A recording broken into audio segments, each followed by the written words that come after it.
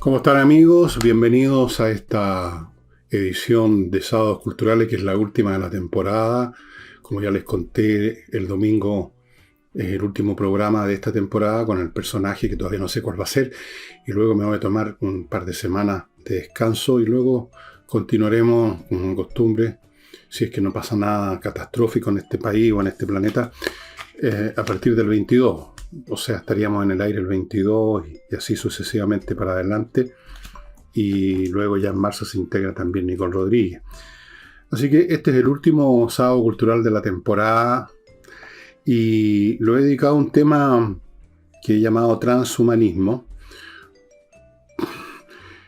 por razones casuales en cierto sentido, como tantos orígenes de acciones, de decisiones que a veces marcan toda la vida, tienen muchas veces una causa nimia, una coincidencia, una sincronía de factores, no algo grave y serio que uno pensó desde niño.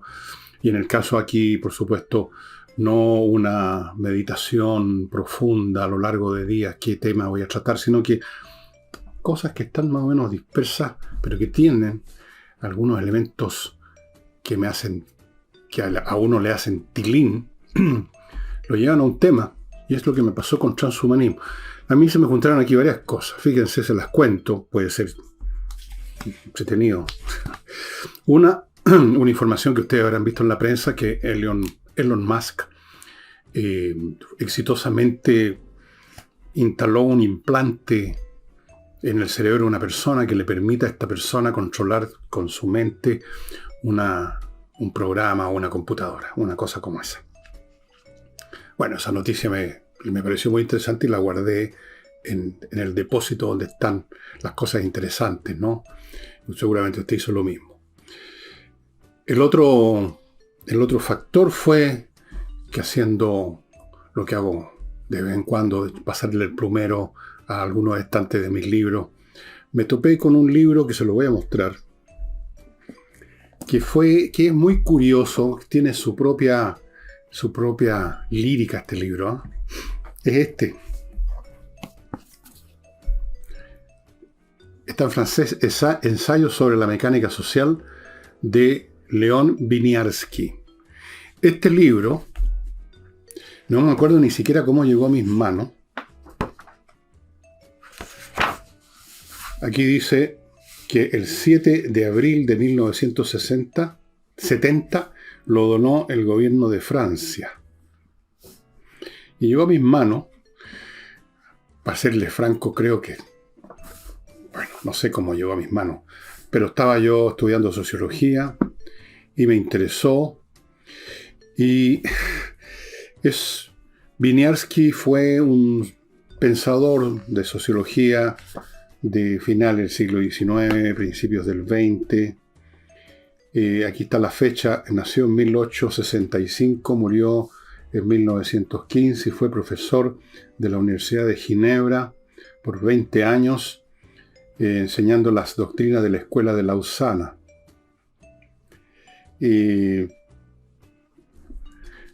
No es un hombre que recuerde la sociología. Yo creo que si hay algún estudiante de sociología, cosa que dudo, o un sociólogo, que también dudo viendo este programa, no les debe sonar para nada León Winiarski.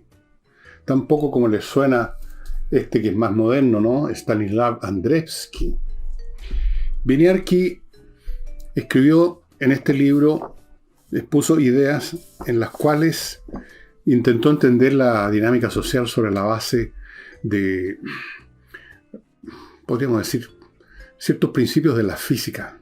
Uno de esos principios es la entropía, la segunda ley de la termodinámica.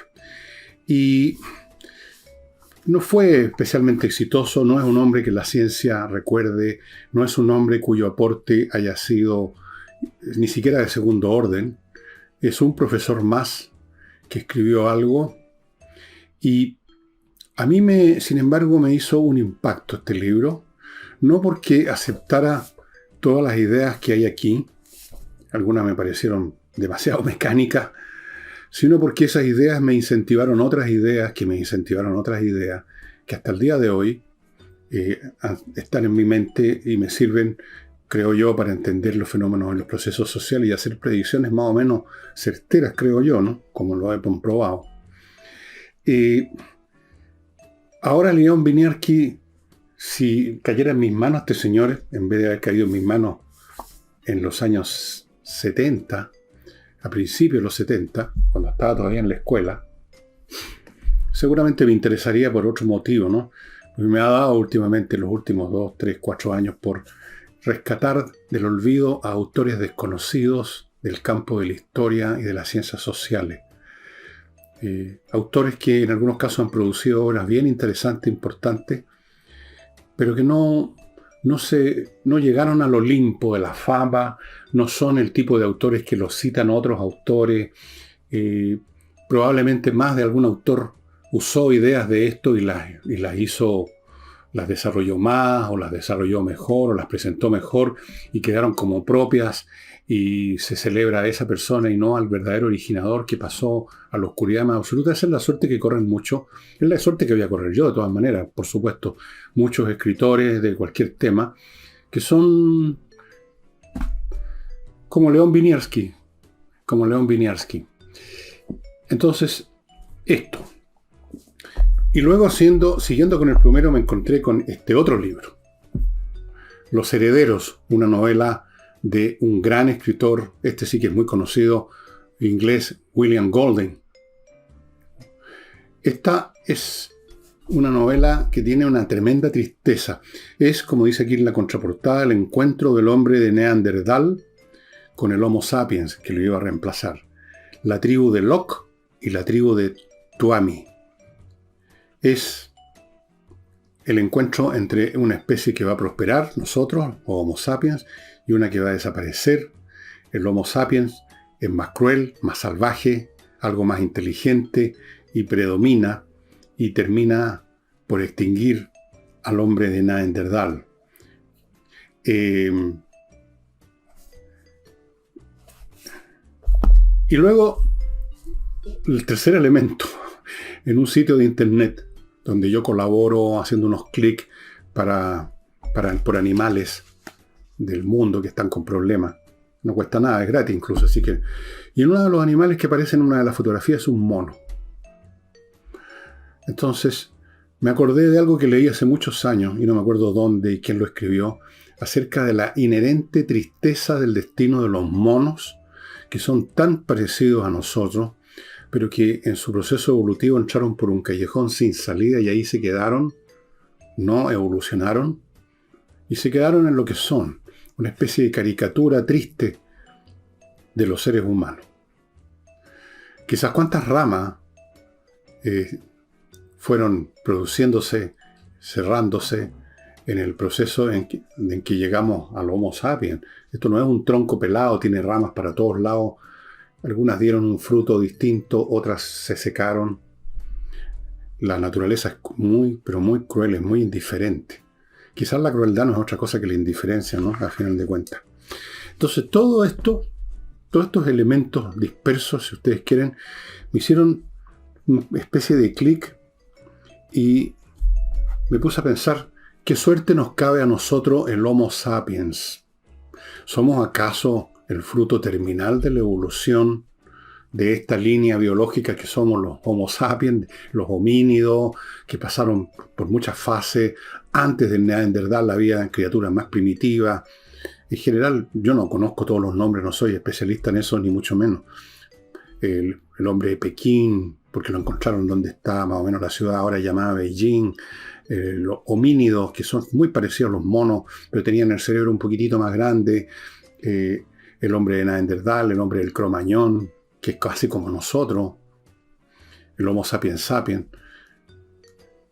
Nuestra especie, tal como es ahora, es el sobreviviente exitoso de una larga historia de fases extinguidas.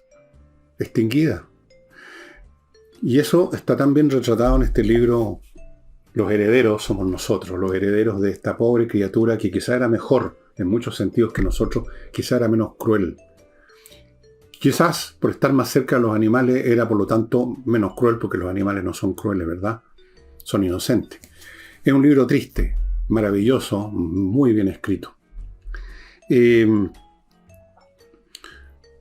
¿Nos va a pasar a nosotros?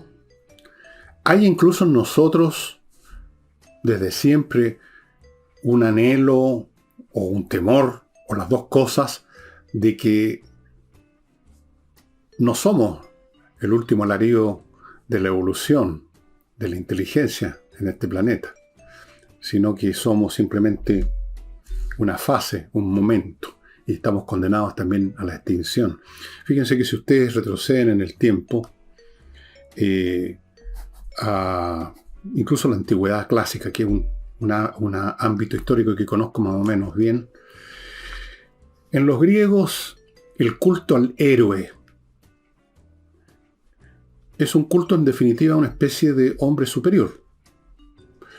De hecho, en la cultura griega se asumía que el héroe era una criatura en que había participado un dios, de una forma o de otra. Algunos héroes eran hijos de un dios con alguna terráquea, digamos, que le había parecido interesantona al dios. Y cuando uno piensa y cuando uno lee, por ejemplo, la Odisea, o la Ilíada, mejor todavía, uno se topa con la misma sensación de que estos griegos tenían una idea de que había algo superior, no solamente estos dioses, sino que estos héroes como Hércules también, capaces de hacer cosas que un hombre común no puede. Y uno se pregunta cómo veían a estos héroes, a estos Hércules, a estos Aquiles, como algo deseable o algo temible. Siempre ha estado esta idea de que podría haber una criatura superior a nosotros. Y si no, biológicamente hablando, una criatura, una variante de ser humano distinta al hombre corriente, superior en todo, en valor, en inteligencia, en coraje. Y fíjense ustedes, ha desarrollado un ideal de ser humano que literalmente, si uno lo examina, es superhumano en realidad, no es humano. Ese ideal raramente se ha cumplido, muy parcialmente. Es un ideal. Y ese ideal siempre está pintando a un ser humano, todavía humano, biológicamente humano, pero por encima. Por ejemplo, los caballeros andantes, de los cuales nuestro querido Quijote es una caricatura. ¿Qué es el caballero andante? Si ustedes leen las novelas que leía el Quijote, Amadís de Gaula, montones que se escribieron, son personajes enormemente superiores, capaces con su sola espada de destruir ejércitos completos, de un coraje, de un valor, a veces con poderes mágicos prestados por un mago amigo. Lean el Quijote y ahí van a encontrar algo de eso. En tiempos mucho más modernos se desarrolló el concepto del gentleman, el gentilhombre. El gentleman es un concepto británico, pero hay similares en Francia y en otras partes de Europa. Es el noble. ¿Y qué es el noble idealmente sino un hombre superior por sus modales, por su refinamiento, por su cultura, su inteligencia, su elegancia, su belleza incluso? De ahí viene lejanamente el origen eso de una expresión que se sigue usando o se usaba, ahora me imagino que es políticamente incorrecta, la frasecita esa, la gente linda, porque se supone que incluso físicamente, en promedio, los sectores de élite son más altos, más grandes, más bellos. Tenemos el superhombre de Nietzsche, muy interesante escritor, no sé si es tan filósofo, quizás no, pero se lo clasifica dentro de los filósofos modernos. Nietzsche planteaba el Übermensch, el superhombre, el hombre superior. Decía que el hombre superior era el ideal al cual debíamos aspirar nosotros, que no somos superiores, que somos medianos. Que el hombre medio, el hombre que no es superior, lo que debiera hacer es constituirse en un puente para el hombre superior. Lo cual, idea que no deja de tener cierta grandeza, y para algunos cierta repulsión. O sea, nosotros no somos más que unas criaturas bastante miserables, pero podemos servir de algo si con nuestros actos, con nuestras personas, ayudamos a que surja algo mejor que nosotros. Yo creo que en eso, en esa concepción de que uno sea un medio para algo mejor, hay grandeza. ¿Qué quieren que les diga? Así lo siento. Y al contrario, creo que hay mucha bajeza en aquel que se mira al ombligo, que se enrolla en sí mismo y cree que él es el fin del desarrollo del universo, poco menos, y que todo se le debe. Los derechos. Todo se le debe, porque yo soy humano. Pero ¿qué clase de humano? Uno se puede preguntar, ¿a quién le ganó? Como dicen los argentinos, los futbolistas. ¿A quién le ganó este coso? ¿A quién le ganó un hombre corriente? Un hombre que no tiene gran inteligencia, que no tiene gran cultura. ¿Por qué él habría de ser el fin, el cenit, el clímax de la evolución? No, creo que no. Entonces, este concepto del superhombre de Nietzsche, que por supuesto es súper denostado, suena a cosa fascista, a aristocraticismo, y eso es lo que es, en definitiva, no fascista, porque el fascismo es el culto de las masas salvajes y brutales, no tiene nada que ver con el superhombre de Nietzsche. Y bueno, hasta en las religiones, en el cristianismo, hay unas criaturas superiores a nosotros que se llaman ángeles. Los ángeles son entidades espirituales muy superiores a nosotros, claramente. Y así sucesivamente. Hay otras versiones más monstruosas de este anhelo, de este impulso medio distorsionado por momentos, medio anhelado y medio temido, o las dos cosas, en otros ámbitos. Por ejemplo, ¿qué es lo que es la criatura del doctor Frankenstein, el monstruo de tantas películas? Es una novela de Mary Shelley, entre paréntesis, una escritora muy talentosa. Mary Shelley tenía otro nombre, Shelley, porque se casó con el poeta Shelley. Bueno, no le resultó, la criatura se cayó literalmente a pedazos, pero esa idea de hacer algo distinto, y ojo, obviamente mejor. Otra criatura que es artificial, que es distinta al hombre, que tiene poderes superiores al hombre, pero que termina convirtiéndose en un monstruo, forma parte de una vieja mito o leyenda judía, que es el golem. Los amigos judíos que me están escuchando tal vez conozcan la historia del golem. Esta es una historia que creo que se origina más o menos en el siglo XIV, XV, por ahí, no es tan vieja. El golem es una criatura hecha con barro de cierta manera y se le hace un dibujo, creo, en la frente a este ser de arcilla, llamémoslo mejor, para imaginarlo como un mono de arcilla, y se recitan ciertos encantamientos y cobra vida. Pero después hay que quitarle la vida a este monstruo porque empieza a dejar la crema.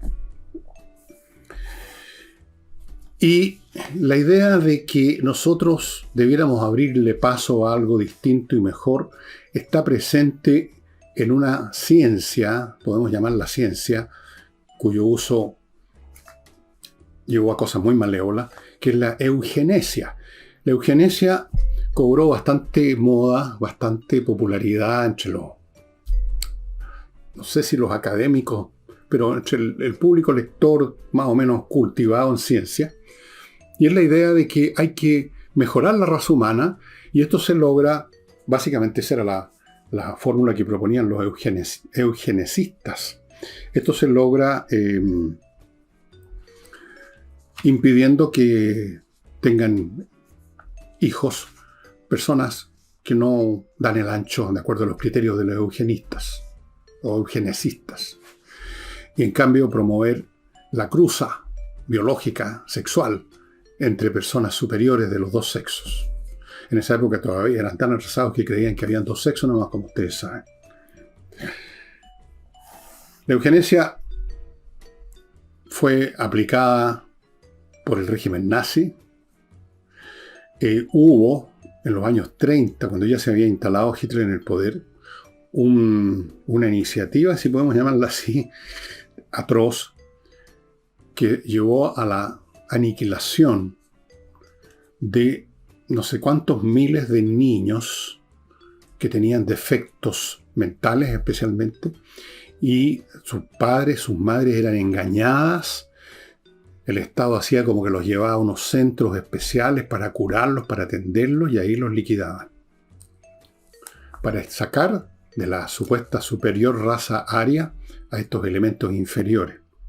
Y paralelamente, se estimuló, o más bien dicho, se obligó en muchos sentidos, a que alemanes y alemanas que sí cumplían con los parámetros y las exigencias de lo que los, entre comillas, científicos nazis consideraban el modelo, el arquetipo del ario puro, que se cruzaran.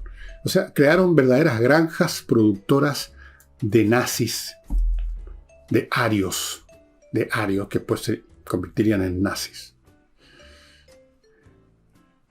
Y la eugenesia no deja de estar presente en muchas cosas en forma disfrazada, oculta, un poco lejana, un poco desvaída. Está presente en muchas iniciativas.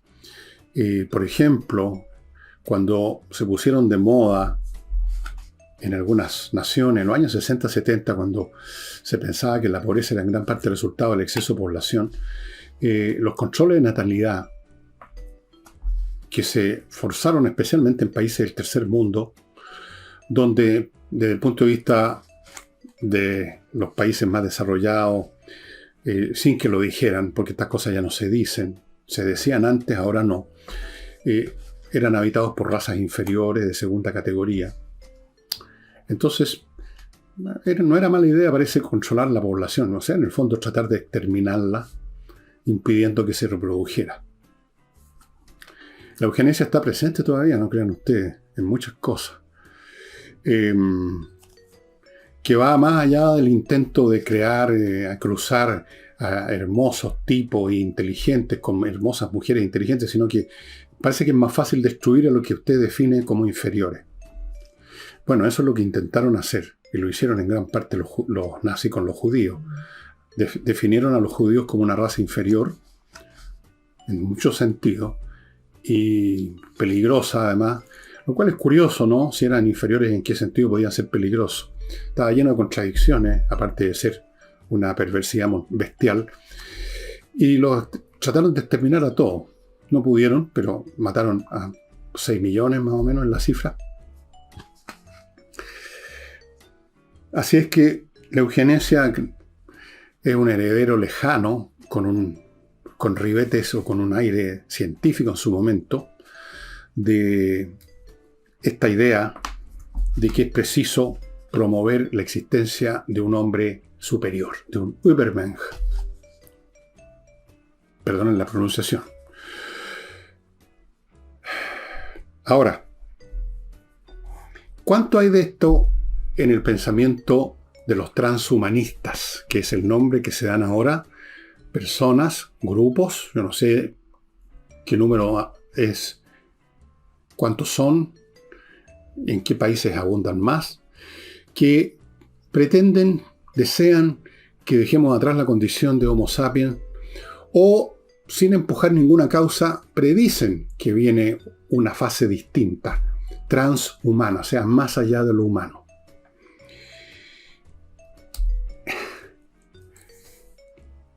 Y su instrumento ahora no es la biología, su instrumento no es una granja productora de arios puros, sino que es la informática.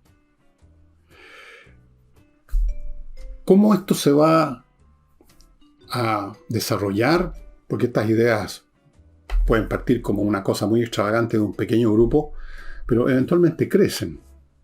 Estamos en un mundo de 7.000 millones de habitantes y hay clientela para cualquier cosa hoy en día. Hasta para el progresismo. Entonces, lo que dicen estas personas, o algunas de estas personas, es que nuestro futuro consiste en hibridarnos con la inteligencia artificial. Constituirnos en algo distinto al Homo sapiens, que teóricamente no tiene otra capacidad intelectual que la que le da su cerebro, lo cual no es verdad. En realidad nuestro cerebro es solo el órgano de nuestro intelecto, porque forma parte de nuestro intelecto además todo aquello que nos rodea y que usamos junto con el cerebro para pensar. Por ejemplo, estos libros que me rodean son parte de mi intelecto, aunque sean cosas distintas, no están dentro de mi cabeza. Y la computadora que estoy usando para hacer este programa es parte de mi intelecto, porque ahí yo, tocando un par de botones, puedo llegar a informarme de muchas cosas que entran a mi cabeza y las voy a usar como las uso.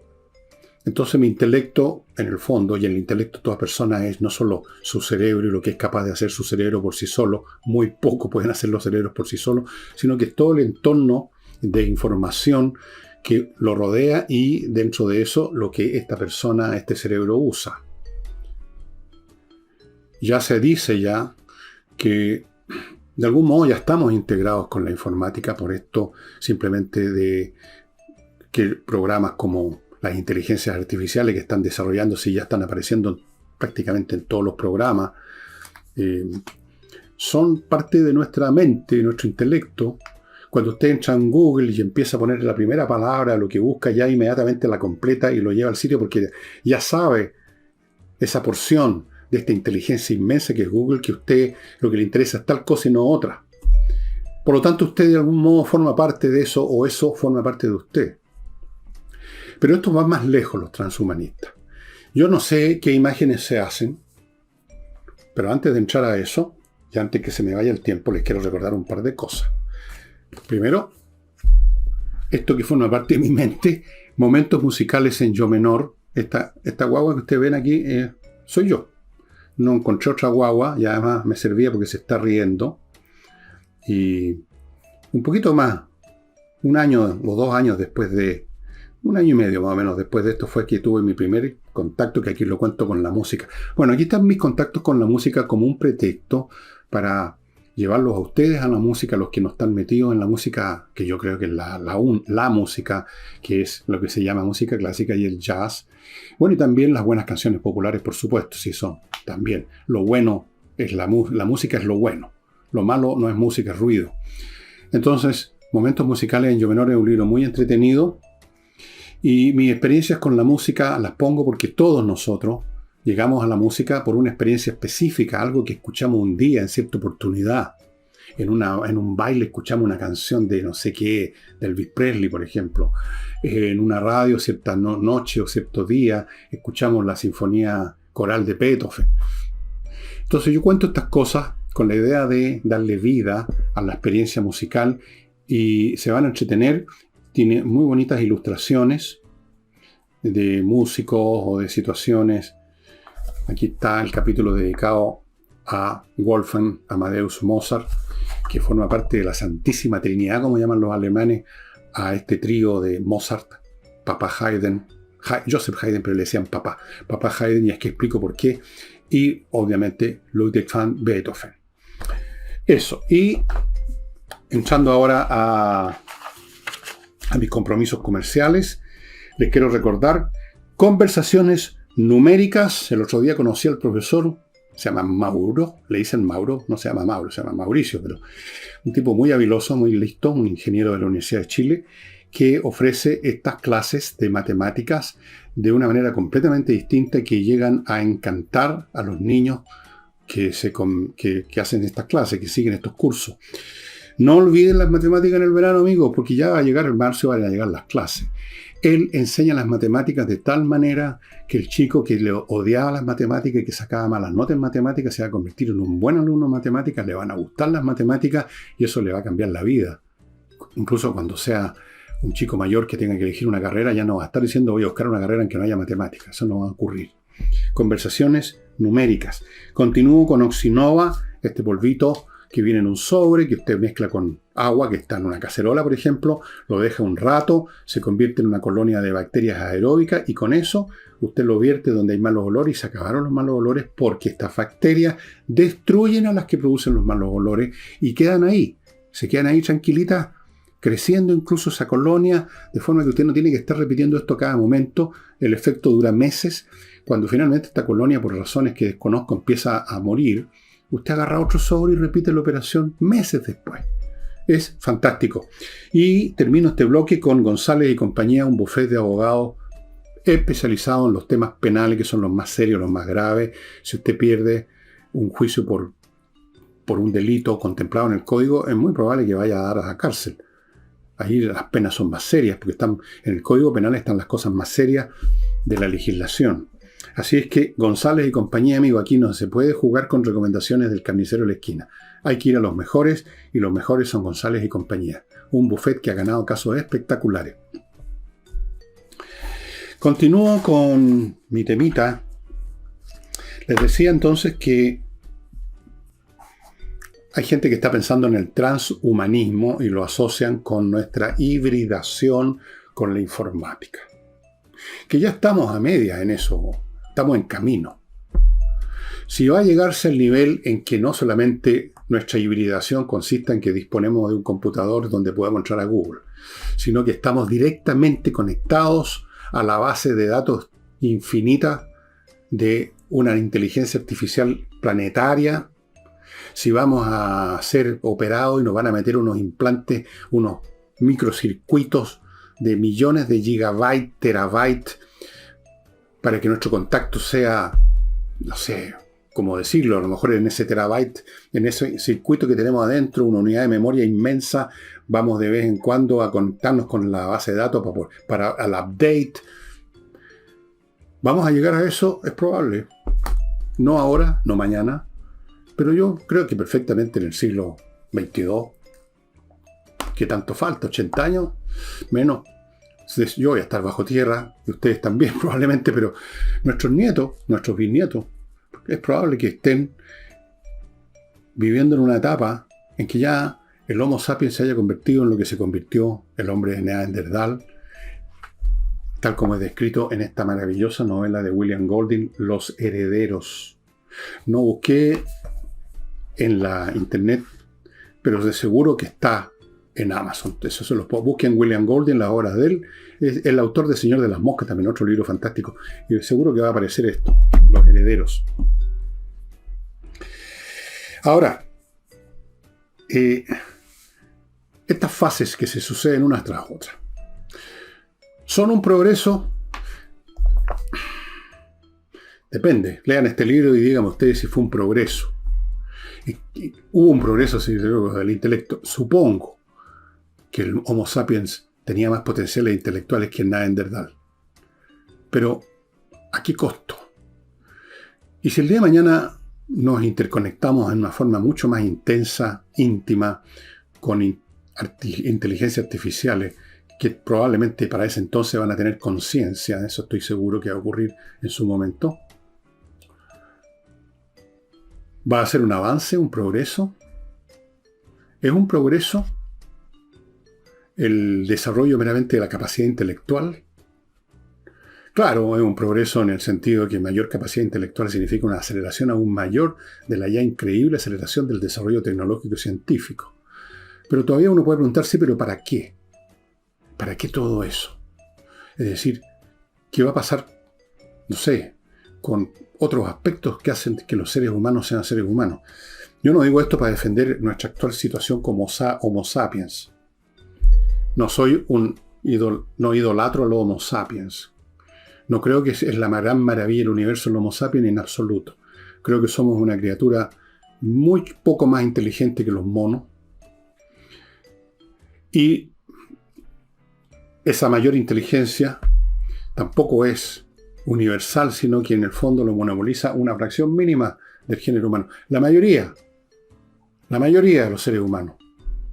No producimos ni tecnología, ni ciencia, ni entendemos ninguna cuestión importante. Somos simplemente lo suficientemente inteligentes para aprender a usar lo que han inventado y creado otros. Si ustedes vieran en un pizarrón las ecuaciones que tienen que trabajar los que calculan, por ejemplo, una trayectoria de un satélite, de una nave al planeta Marte o cualquier parte. Ustedes se dan cuenta que realmente no hay una relación, que no es el ser humano en general la criatura inteligente, que son unos poquitos, una fracción, 1 en 1000, 1 en 10.000, 1 en 1.000.000, y que los demás somos simplemente materia prima un poco, necesaria por ahora.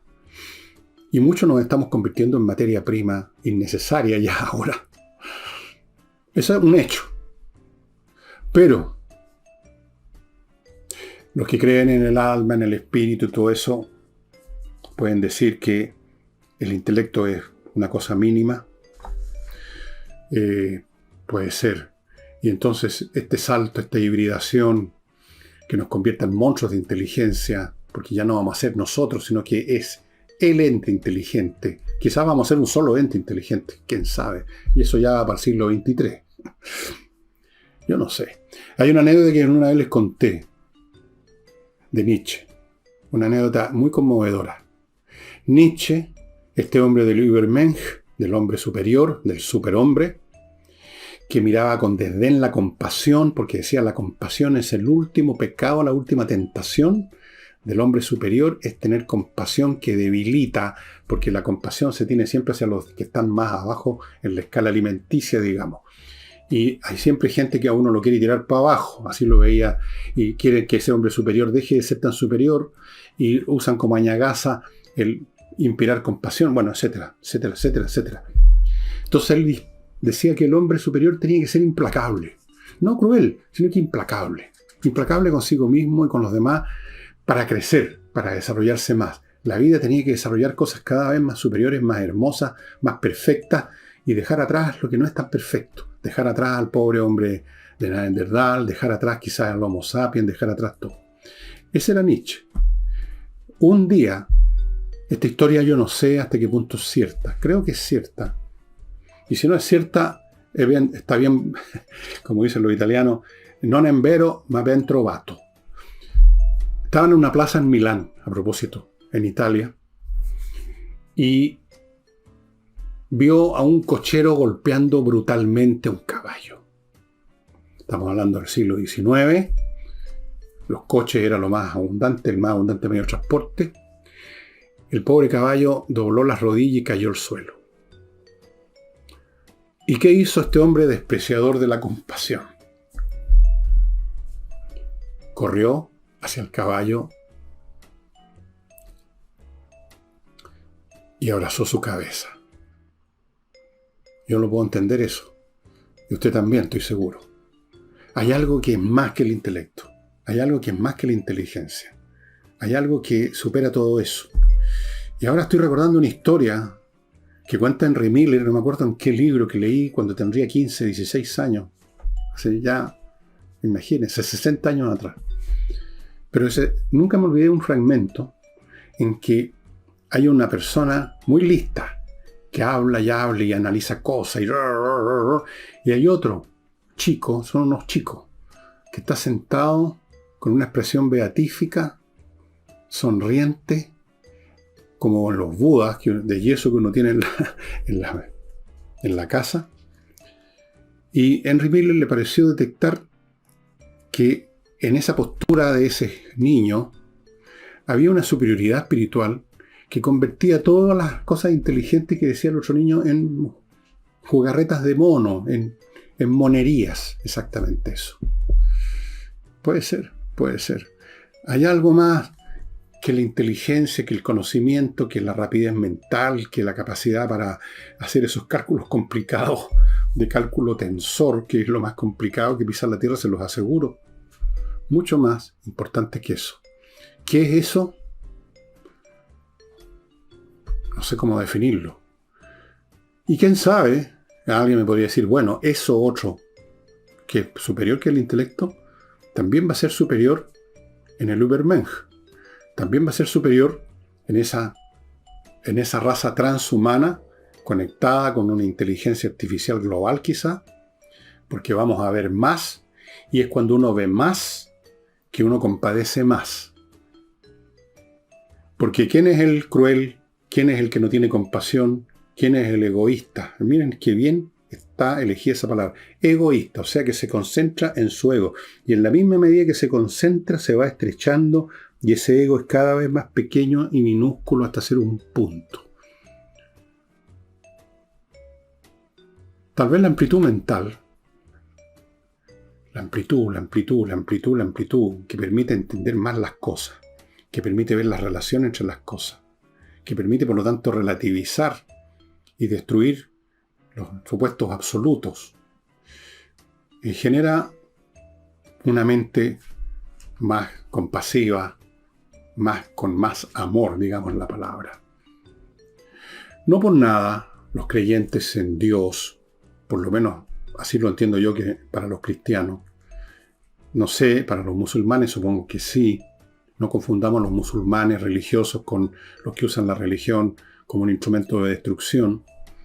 Los judíos, los budistas, ven en el creador que ellos asumen, que es el fundamento de toda la creación. Algunos lo llaman la mente cósmica. En esa novela de Olaf Stapledon, que alguna vez les mencioné, El hacedor de estrellas, la mente cósmica. Otros lo llaman Jehová, otros lo llaman Alá, otros lo llaman Dios, otros lo llaman el Uno, el filósofo Plotino. Siempre, o casi siempre, no siempre, pero casi siempre, esa mente que lo abarca todo está repleta de bondad. Y no deja de ser razonable porque si uno se va al otro extremo y dice, bueno, ¿en qué consiste el mal? El mal consiste en una estrechez mental tan absoluta que uno está dispuesto a destruir algo de otros, destruir algo por un beneficio menor para uno. O sea, es una estrechez mental absoluta y completa. Y si ustedes examinan las ideas que tiene un fanático, por ejemplo, que está dispuesto a degollar a su abuela por su idea, bueno, ahí está el ejemplo claro, porque ese fanático, si usted lo investiga, le abre el cráneo y le saca el cerebro y empieza a ver su idea, son de un simplismo, de una estrechez absoluta, total, completa. Así que quién sabe.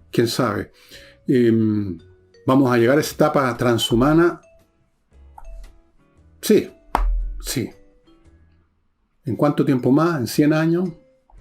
Da lo mismo, 100. Pongan el número que quieran. 1000, 10.000, 1.000.000. Si es que no nos aniquilamos antes con una guerra nuclear. Va a ocurrir que seamos reemplazados. Bueno, la raza humana, no nosotros como individuos vamos a estar hechos nada. Vamos a ser reemplazados por algo superior.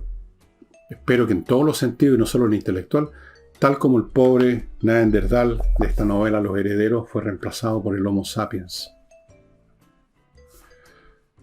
Bueno, amigos,